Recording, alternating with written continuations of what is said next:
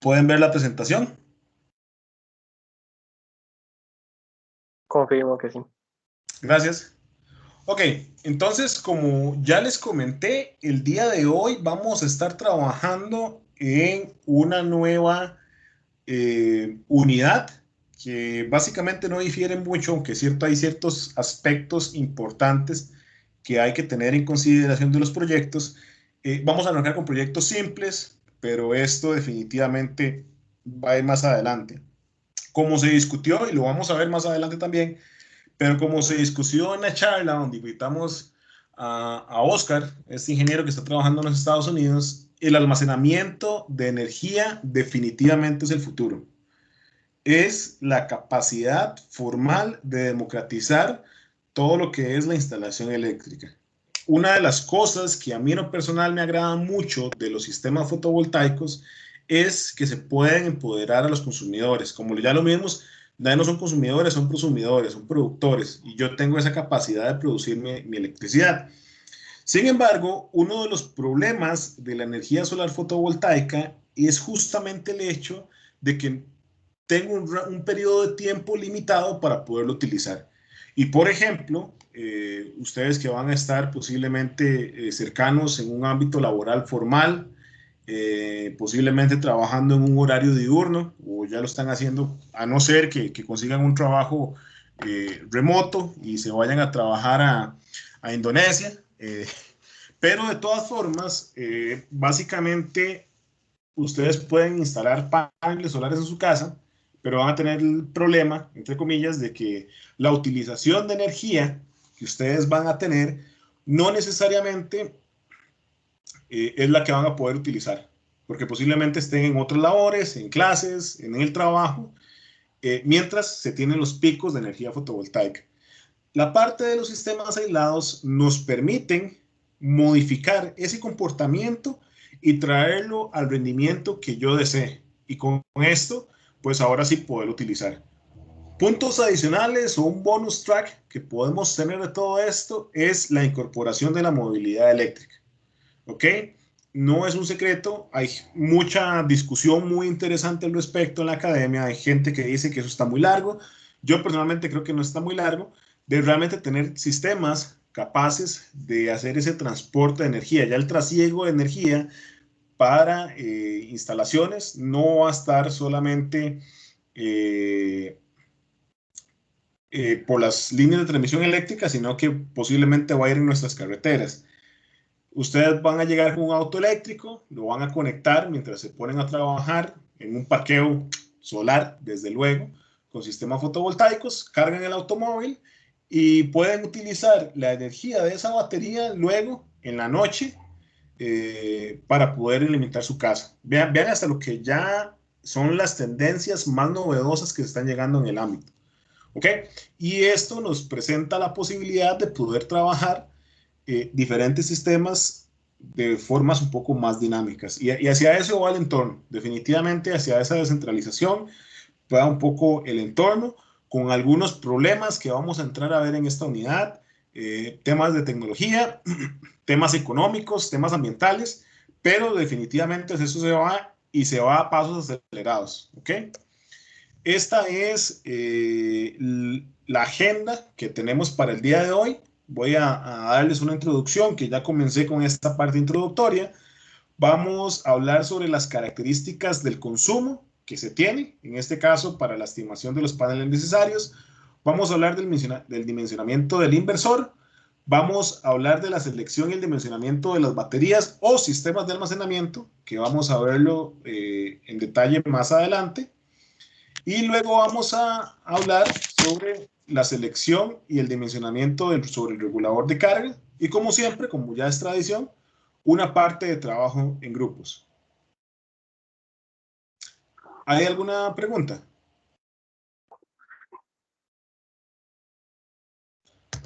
Sí. Entonces, arranquemos con la parte introductoria. Este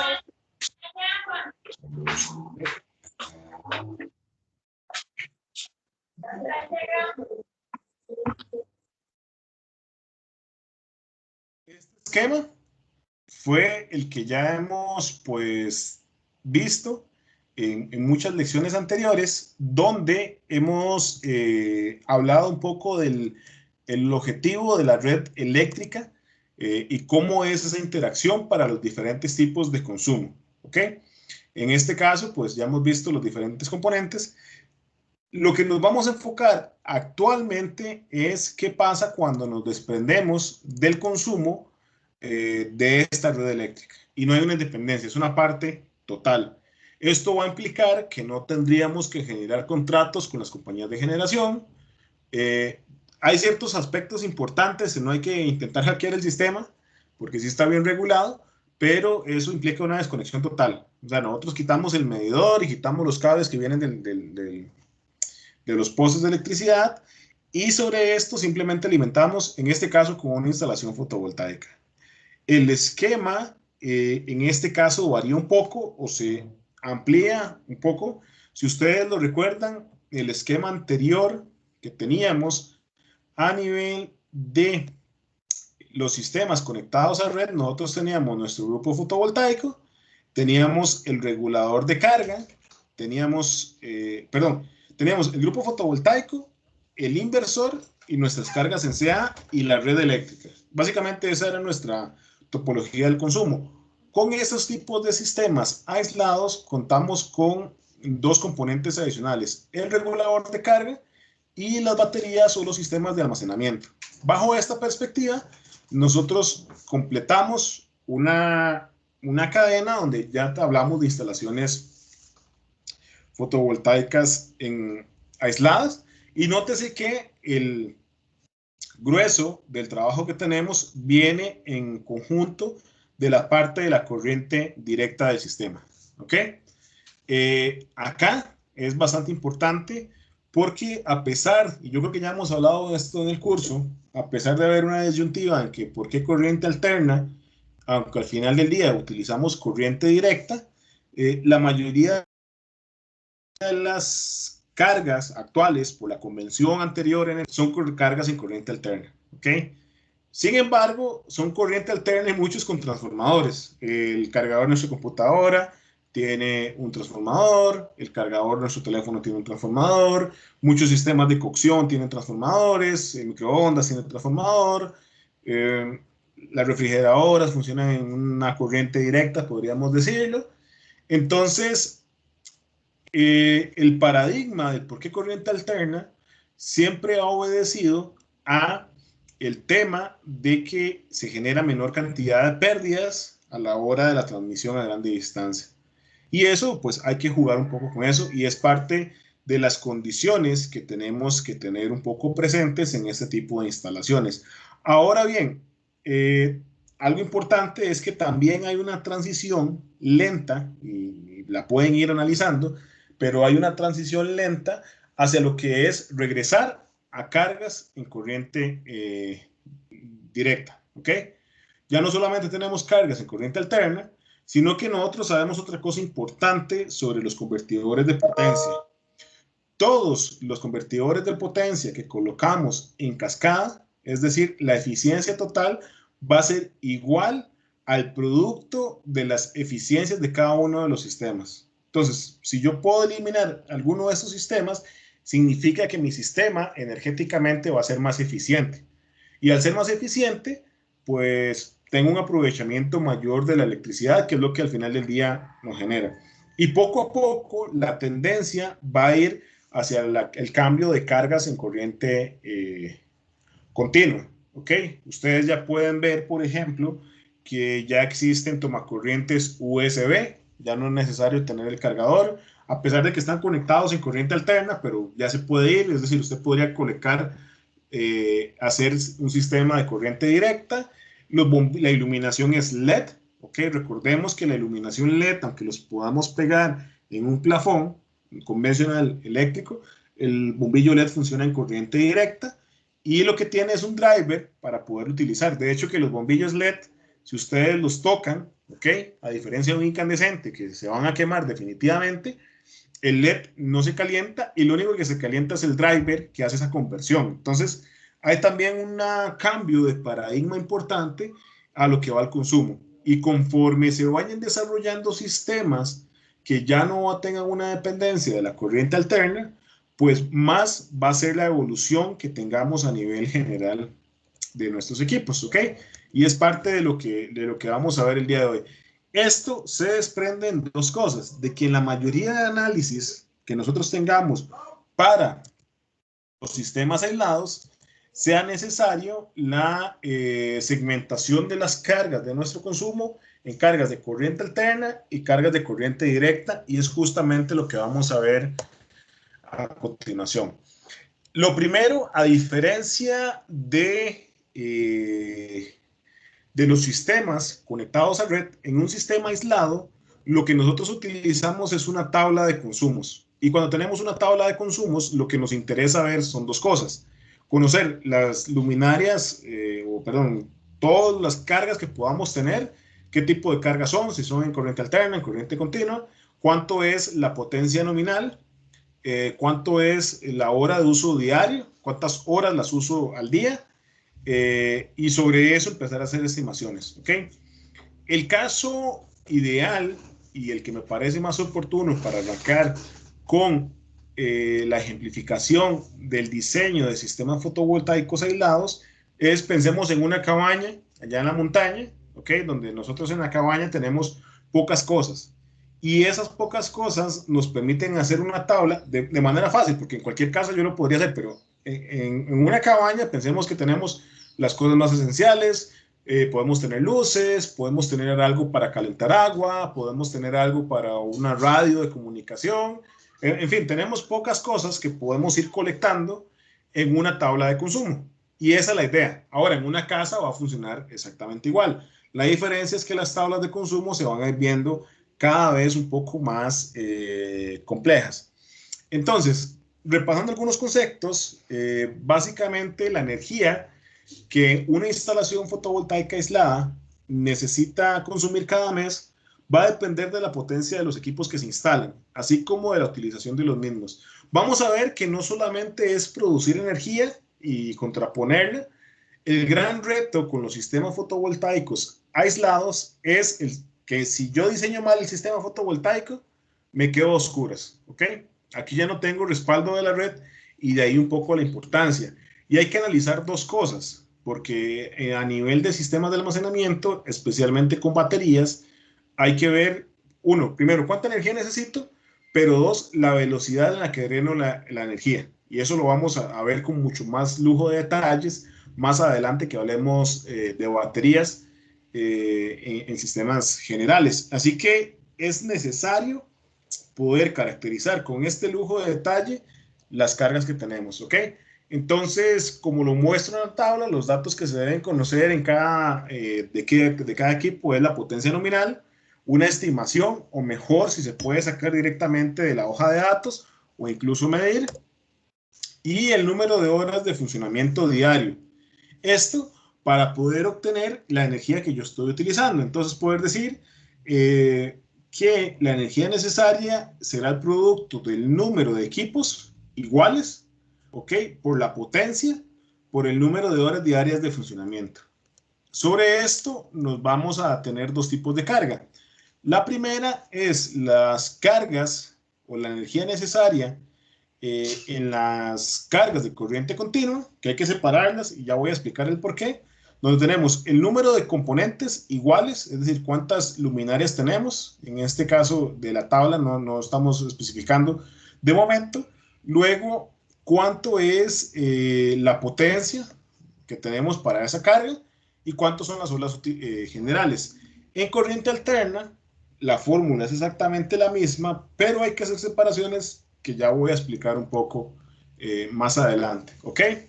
La energía total necesaria por los equipos por día, eso es importante, es por día, está dado por la energía total, es igual a la energía en corriente continua, más la energía en corriente alterna. Y aquí tenemos que empezar a meter varios elementos importantes. Primero, las pérdidas en el inversor, donde las pérdidas en el inversor solamente son consideradas en la energía en corriente alterna, solo hay que quitárselas por acá. En la corriente continua no tenemos pérdidas en el inversor, entonces no van.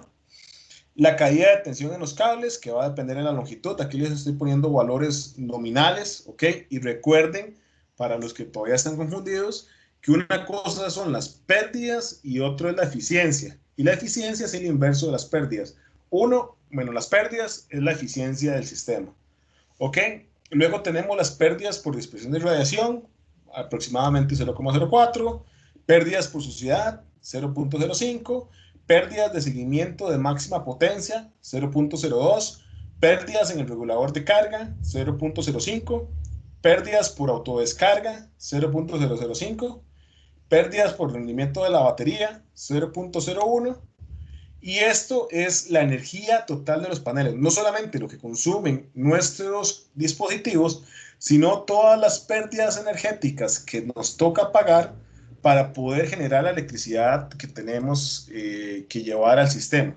Sobre esto vamos a tener la necesidad de poder entender cuáles son las pérdidas que estamos estableciendo a nivel general.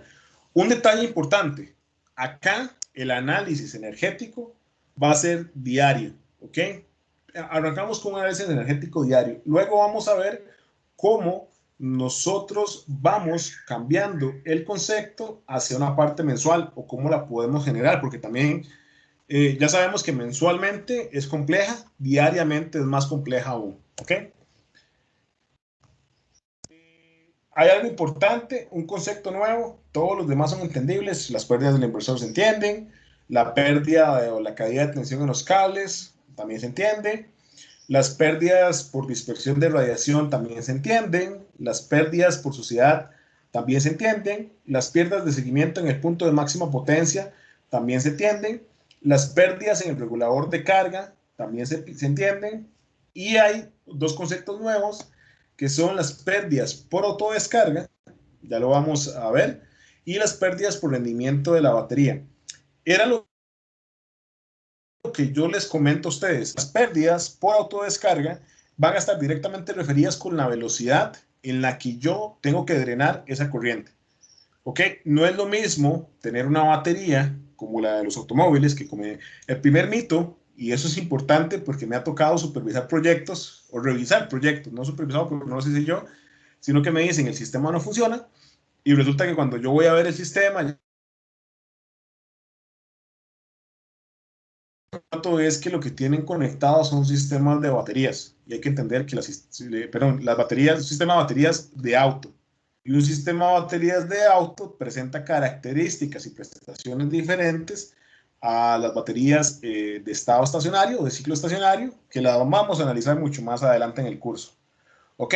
Pero este coeficiente de autodescarga va a depender de la velocidad en la que yo drene. No es lo mismo decirle a la batería que yo solamente ocupo 0,5 amperios cada hora a decirle a la batería, como en el caso de un vehículo, que yo necesito 40 amperios en 5 segundos si el arrancador del automóvil está bueno, ¿verdad? En autos de combustión, bueno, en los autos eléctricos funciona muy similar también el arrancador y yo creo que ya no deberíamos estar hablando de carros de combustión. Pero la diferencia radica en cuál es el flujo que yo necesito transitar en ese momento. ¿Ok? Eh, el cuadro, las pérdidas por autodescarga se consideran como 1 menos QA por D o D, que ya lo vamos a ir viendo. Y toda la eficiencia de entregas en los sistemas de energía lo vamos a ver. Este coeficiente de autodescarga lo vamos a ver más adelante. Está directamente relacionado con las baterías. ¿Ok? Es un coeficiente o son curvas que vamos a analizar con lujo de detalles, que estas curvas van a depender de la caracterización de consumo. Y aquí es sumamente importante. No es lo mismo tener una batería que me va a durar 3 días a una batería que yo la cargo y la descargo todos los días. ¿Ok? Y va a depender de esta parte. D corresponde a los días de autonomía, que es un concepto que vamos a ver más adelante. Y DOD corresponde a los ciclos, perdón, a la profundidad de descarga de la batería. Es completamente proporcional. Porque vamos a analizarlo más adelante en el caso de baterías. No es lo mismo que yo tenga una batería de la cual yo descargo un 50% que a una batería que yo descargo al 15% o menos. De hecho, que una recomendación para todos los que tengan, posiblemente tienen teléfonos celulares o tablets o computadoras, uno debería no dejar descargar la batería por menos del por ciento que le hace la primera indicación de batería baja. Dependiendo de la marca, porque eso va a depender de la tecnología, 15%, en teléfonos 20%, en computadoras anda como en un 10%, y esos anuncios donde usted le dice conéctalo al cargador, uno no debería esperar hacia que se haga una descarga completa. Lo vamos a ver más adelante. El tema es que uno puede generar lo que se conoce en las baterías como un efecto memoria. Y eso básicamente es la acumulación de los electrolitos que podamos tener o los componentes electrolíticos que podamos tener en la batería. Ellos pueden no entender cuál es el verdadero ciclo y cuáles son los estados de la batería, porque son cargas inertes por sí solas. Entonces, si no hay una corriente eléctrica, es una carga que está ahí viviendo, ¿ok? Y eso va a generar problemas. Entonces, la autodescarga va a depender de la profundidad y también de los días de duración de la batería. Y eso es importante como tenerlo presente. Y este coeficiente va a estar dado de esta forma. Estas son las pérdidas por autodescarga. La autodescarga es un fenómeno que vamos a analizar con lujo de detalles más adelante. Y la eficiencia del proceso de las cargas va a estar dado por el inverso o 1 menos la sumatoria de las pérdidas por caída de tensión más la pérdida por dispersión de radiación más las pérdidas por sus pérdidas seguimiento en el punto de máxima potencia, más las pérdidas del rendimiento de la batería por las pérdidas que tenemos a nivel de autodescarga. Vean que una cosa es el rendimiento de la batería y otra la parte de autodescarga. Esos son términos que vamos a entrar en la clase de la siguiente semana a entrar con un poco más de lujo de detalles. En el caso de la corriente alterna, nótese que es exactamente lo mismo, pero estamos sumando de el inversor. Y esto, pues, se deben entender importante. Entonces, un recordatorio que vale la pena mencionar es que una eficiencia de un 95% es un 0,95 o un 5%, ¿ok? Entonces, el factor de ese es igual a por el producto de las demás eficiencias o el inverso de las pérdidas, ¿ok? Son, eh, el número de paneles es relativamente simple, es un poco truculento, lo vamos a ver con detalle también.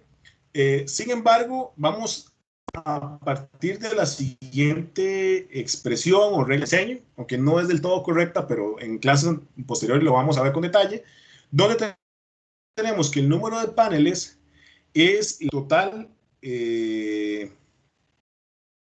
se tiene en el proceso, ¿ok? De conversión, toda la energía que ya obtuvimos, la energía en corriente alterna más la energía en corriente continua, dividido entre la energía generada por el grupo fotovoltaico en el peor mes. Entonces, hacemos una estimación del recurso solar para entender cuáles son las capacidades del sitio que tenemos y esas horas solares pico las dividimos para obtener ese factor de número de paneles. Muy similar a lo que ustedes ya realizaron a nivel de los sistemas conectados a red. Hay algunas consideraciones, repito, que las vamos a ver más adelante en el curso, pero vamos a arrancar de este supuesto. Ok, ¿alguna pregunta o comentario hasta acá?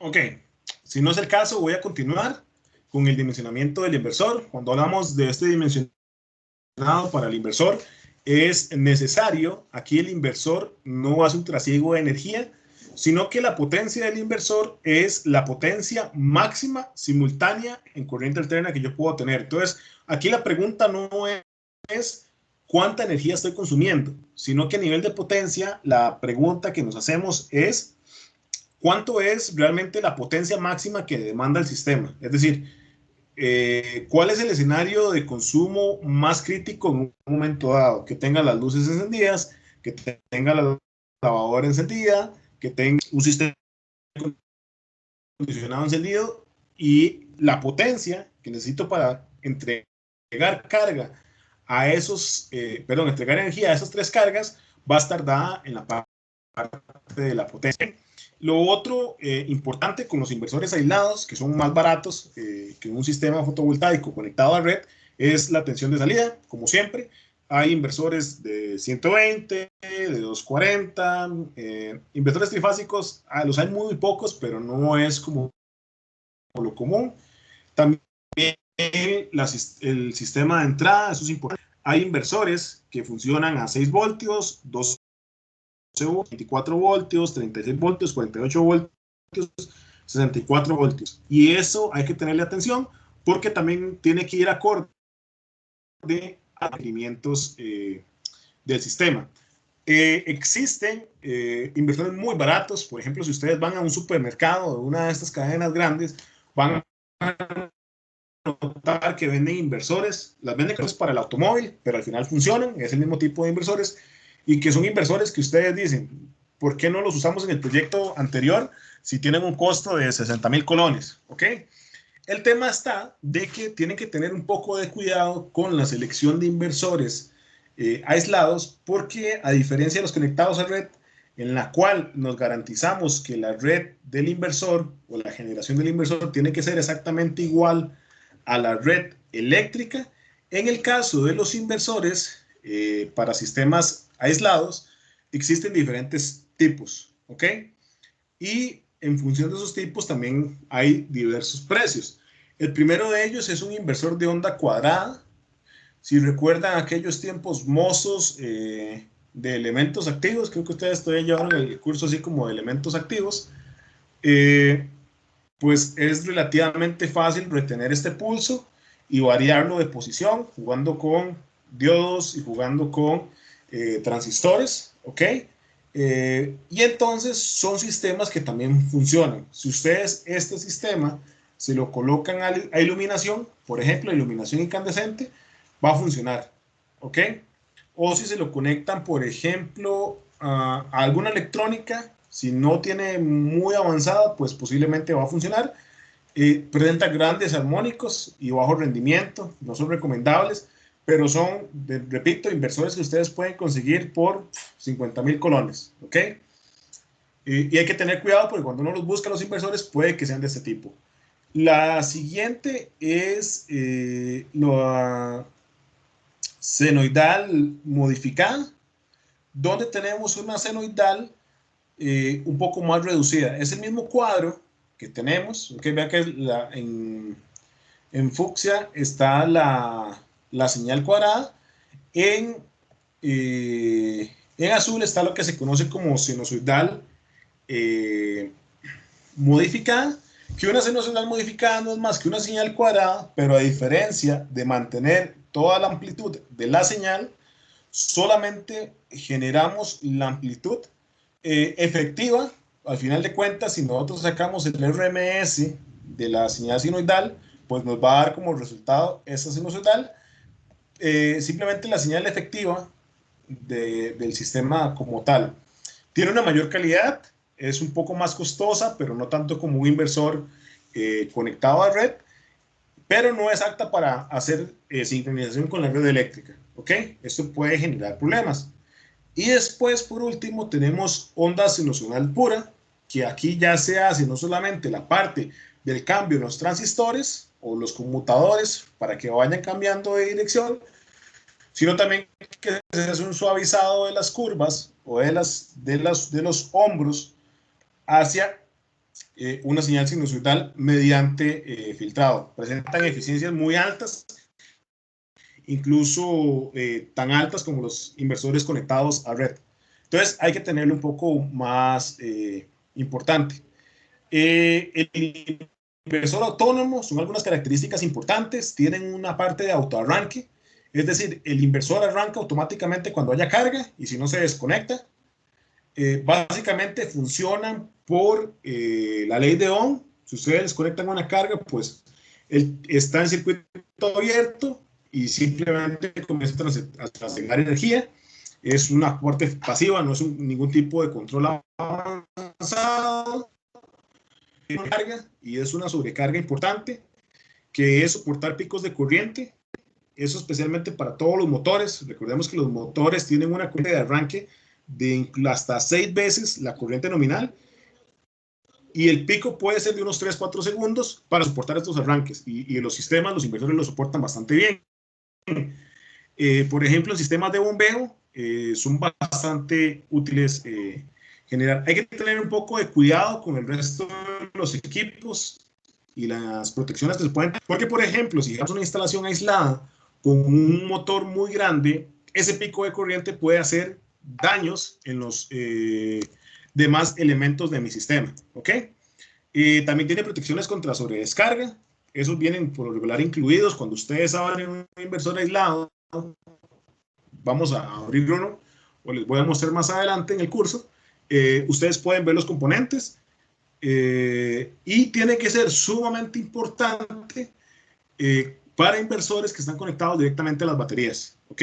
La batería es un elemento brusco de alimentación. A diferencia del inversor, no tiene autoarranque, sino que la batería está completamente arrancada, y tal vez algunos o algunas de ustedes ya han experimentado chispeos cuando conectan una batería con otra. Por ejemplo, si algo como que es chico, que no es tan buena recomendación, arrancar la batería de otro automóvil conectándola con otro, y uno nota la parte de chispas, o por ejemplo conectar mal un banco de baterías, incluso las AA, uno lo va a notar, porque es una fuente viva, ¿ok? No tiene una parte de autoarranque. Y el inversor tiene también la capacidad de operar en paralelo con otros inversores. Entonces, esto es importante para conceptos avanzados, lo pueden generar una microred. Acá es importante tener en cuenta que el inversor tiene que contar con un sistema de comunicación, un RJ485, un TCP Internet, un Zigbee, un LoRa, cualquiera de estos protocolos de comunicación, porque necesitan sincronizarse y generar redes entre ellos. ¿Alguna pregunta respecto a los inversores?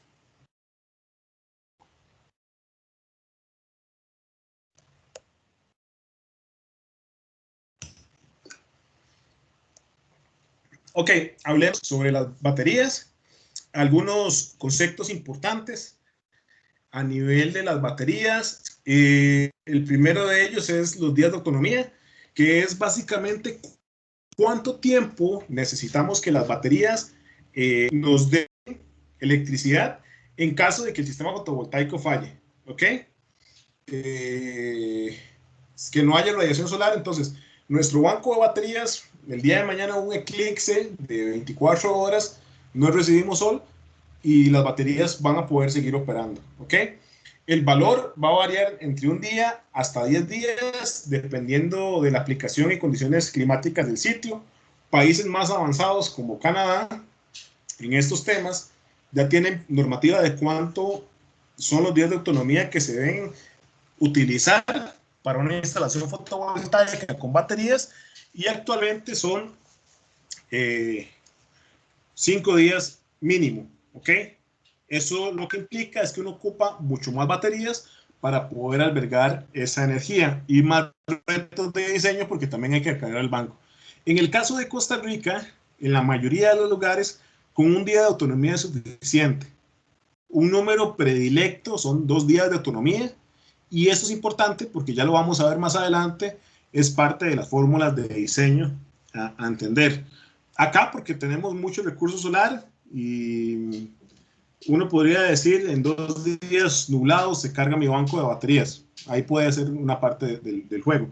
El siguiente concepto importante es la profundidad de descarga máxima o el depth of discharge, por eso es el DOD, que corresponde al límite de la descarga que puede hacer la batería. ¿Ok? Estamos hablando que un valor nominal al que uno debería apuntar para no generar daños en las baterías, que lo vamos a ver más adelante, debería rondar un 70%. ¿Ok? Es decir, yo cargo mi batería al 100 y llego hasta el 30% de la capacidad de batería y ahí es el pico máximo que yo descargo la batería.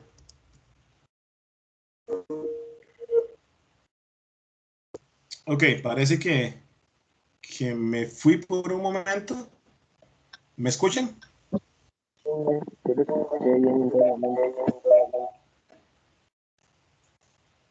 Sí se le escucha, profe. Sí se le escucha, profe. Ok, gracias.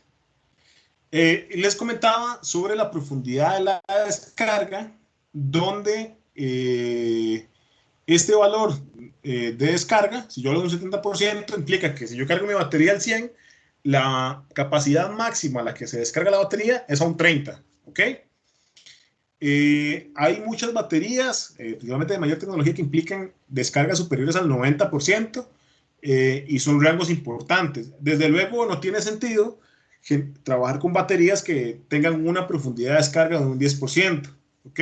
Deberíamos sacar un poco más de provecho de la batería porque es un componente caro. ¿Ok? Y lo otro es la tensión de trabajo de la instalación. Eso es importante porque de esto se definen los demás equipos. Hay las tecnologías más recientes rondan entre los 12, los 24 y 48 voltios. Esas son las tecnologías.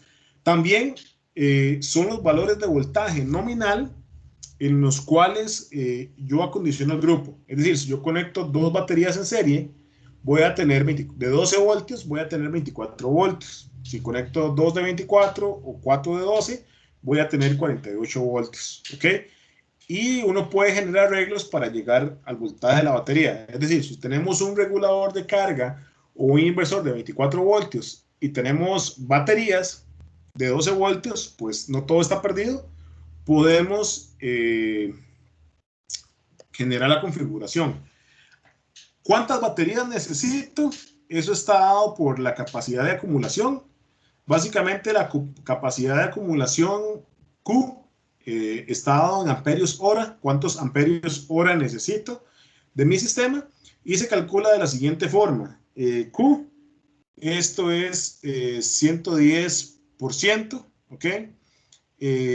Por el consumo de vatios hora por día, los días de autonomía, el voltaje de tensión del sistema y la profundidad de descarga máxima. Es una forma simple. Entonces, hacemos el resultado, lo vamos a ver con ejemplos en las siguientes lecciones, pero hacemos el resultado y nos da que necesitamos 400 amperios hora y descubrimos que hay baterías de cobalto que podrían tener una autonomía de 100 amperios hora.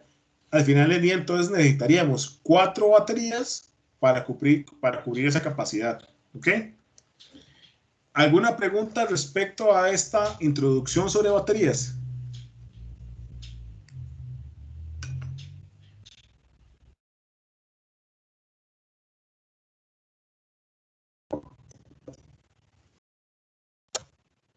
Ok, por último, tenemos la regulación del regulador de carga, lo vamos a ver con más detalle. A este regulador es el que interconecta los módulos fotovoltaicos con las baterías, por eso tienen que escoger con mucho cuidado. Al igual que la zona de seguridad del inversor, los reguladores de carga operan bajo el mismo principio y las mismas curvas. Hay que hacerlo. Entonces, entender el campo fotovoltaico, cómo lo agrupo y sobre ese agrupamiento de paneles que puedo tener, cuáles son las variaciones de potencia que yo puedo estar trabajando. Los parámetros para calcular el regulador pues son los siguientes, es la tensión de carga, debe ser igual a la tensión del sistema, en este caso de las baterías o de las cargas, 12, 24 amperios. La carga para la batería o que pueda cargar la tecnología, no es lo mismo cargar una batería de ácido plomo que cargar una batería flotante o una de litio. Va a depender y vamos a analizar las diferentes curvas características de carga y descarga. La potencia y corriente de entrada, por lo regular son potencias, aceptan corrientes altas a diferencia de los inversores, y así como la tensión de entrada que va a determinar cómo se agrupan los paneles. En sistemas aislados, y me adelanto, nosotros vamos a tener o vamos a ver que es más común agrupar mayor cantidad de paneles en paralelo. No a diferencia de los sistemas conectados a red, donde eso lo intentaba evitar. Esto representa un poco mayor de cuidado porque vamos a trasegar mayor corriente, ¿ok? Y entonces hay problemas de arcos y demás que deben ser determinados a nivel de la instalación. Por último, el trabajo en grupos, ¿ok? Deben seleccionar un nuevo sitio o analizar si el sitio que ustedes tienen vale la pena meterle baterías y obtener la caracterización del consumo, pero no solamente las facturas eléctricas, sino ya más bien pensar en cuáles son los electrodomésticos y todas las cargas que se están utilizando a nivel del proyecto, revisar y realizar el cálculo de la cantidad de paneles. Esto implica de que van a tener que hacer un estudio del recurso solar de nuevo para el sitio, para poder entender cuántos paneles se podrían instalar, cuánto la energía que tenemos en el sitio, empezar a seleccionar un inversor aislado de las páginas que les había compartido. Ahí también hay inversores aislados de red, y determinar no la cantidad de baterías, no solamente la capacidad necesaria de las baterías para el consumo que ustedes tienen. Les propongo de entrada que supongamos 24 voltios y una profundidad de descarga del 70% para los cálculos, ¿ok? Es básicamente todo. Como les dije, hoy les di una introducción con lo que ya ustedes tienen del curso. Deberían tener la capacidad de poder armar todo el muñeco y casi que entregarme un diseño la próxima semana. Ahora vamos a entrar un poco más en detalles en las siguientes lecciones, tanto aplicados con ejemplos, como de conceptos teóricos de cosas que no conocemos aún, como son los sistemas de almacenamiento de energía o las baterías, ¿ok? No sé si tienen alguna pregunta